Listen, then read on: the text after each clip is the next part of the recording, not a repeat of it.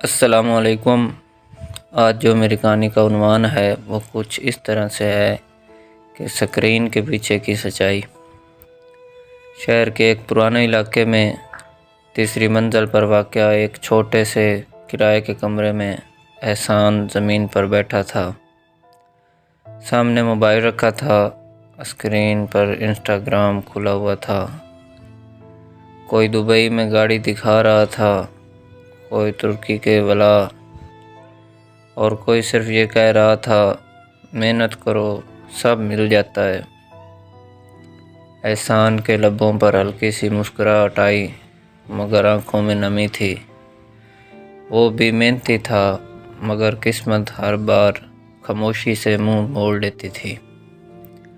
احسان نے تعلیم مکمل کی تھی مگر نوکری کے انٹرویو میں ایک ہی سوال بار بار آتا تھا، کوئی جان پہچان؟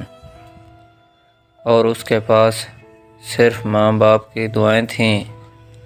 ابا کافی عرصے سے بیمار تھے، دوائیاں مہنگی تھیں اور ماں سلائی مشین پر دن رات کپڑے سی کر گھر کا خرچ چلاتی تھیں۔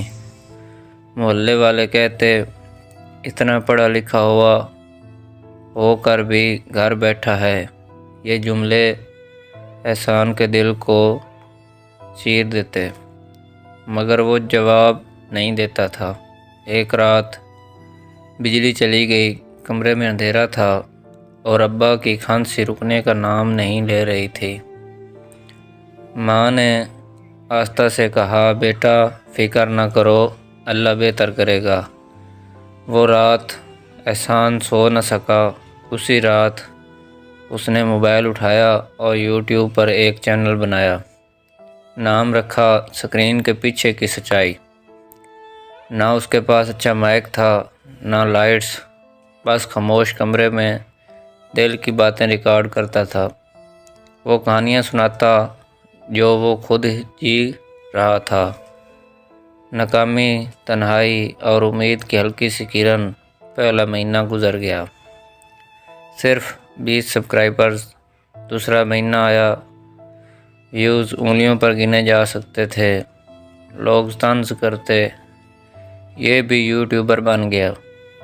کبھی کبھار احسان خود بھی سوچتا، کیا میں وقت ضائع کر رہا ہوں؟ تیسرے مہینے ابا کی حالت زیادہ خراب ہو گئی اور دوائیاں کم کرنی پڑیں۔